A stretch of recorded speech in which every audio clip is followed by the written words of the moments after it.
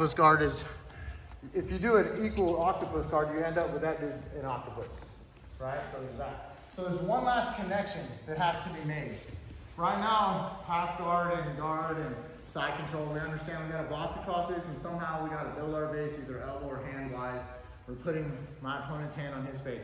We can lift up one way, you can stand up one way, you can stand up the other, right? We got it. We'll get to the rolling stuff. But the one thing that's heavily connected to it is chokes. Okay, so whenever we're in cat dog, right? Or any version of the octopus, right? One of my absolute favorite chokes is here. I just reach back around his head and I connect my hand. And now I'm gonna lay down and I have a choke. Okay, so this is, for me, my favorite guillotine. When I grab Max's head and I do a guillotine like this, and I screw up, I'm on bottom. When I grab Max's head and I have an over-under, head and arm, head and arm guillotine, I screw up, I'm on bottom and he's got an underhook. When I have the arm triangle version, and he pops his head out, I have a built-in arm grab. Off him, right? I can do it again. I usually land him on the second time. So that's one of my favorite chokes. I originally, in my old DVDs, I called it the Walsh choke. Who gave me my black belt was a guy named Jamie Walsh, and he was doing that a lot, right? He's kind of popular in our gym for doing that. So I call it the Walsh choke. Wrestlers call it the assassin choke. A lot of people call it the arm triangle guillotine, right? It's an arm triangle guillotine. So that one's there the easiest. When we're cat dog, I don't think that the guillotine is easiest. See, I can't quite get around Max's head, right? I don't have like full grips over here and I'm longer than Max because he's got my hip, right? So if I just reach around his head, I can touch my hands together.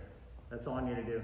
And then relax here, Max. What I'm trying to do, guys, just so you know, is I'm trying to pull my hand through so that I can see my wristwatch. So that the arm that's attacking his neck, just like a regular guillotine, I'm grabbing out.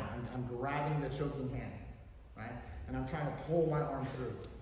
When I'm down on the ground, I have this big space right here with his head and his arm, and I'm trying to zero the space. I'm trying to close that space up. Different than an upward arm, different than a high elbow, right? It's more like I'm pulling my arm. I tell people I want to see my wristwatch. I'm pulling my arm out. And I will still do a little bit of an ab crunch, okay? So, other thing, when I arm drag someone, especially wrestlers, they'll jump their hips this way, right? Yeah. And then even worse, they'll jump their hip and hit this hip. Watch. So like if I'm here, he jumps my hip and he hits like, knocks you down that way, right? So when I'm getting into this Walsh choke, or this arm triangle guillotine, I have this hook like this. This stops him from quickly jumping. Of course, we throw legs over in order to stop him from like high jumping. This one won't stop him from high jumping. This one will, right? But this one will stop him from just going whoop real fast out of habit. Okay? So long story short, we're back up on the camera. I reach around his head, grab my hand, and I lay down, squeezing his arm off, pulling it to the side, lay it over the back, and I want you to pull and get the choke. I'm gonna let his head pop out. My hand grabs the triceps. I use the pendulum swing right here to pull myself back up, and I'm here. I want you to literally grab seatbelt and do it a second time. Make sense? So here we go. Let's start from the beginning on the side control bottom. Right? He comes and grabs my head. Oh, my friend. Come on. I'm making my way out.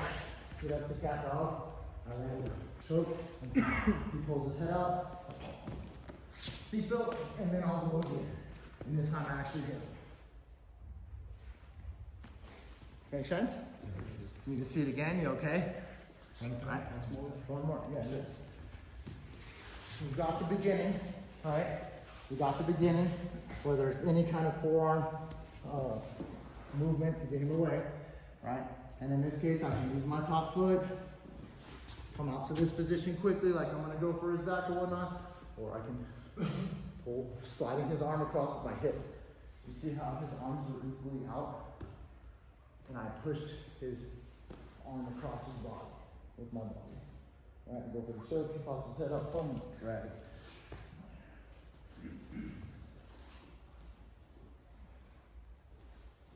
Good to go? Yes. Ready, set.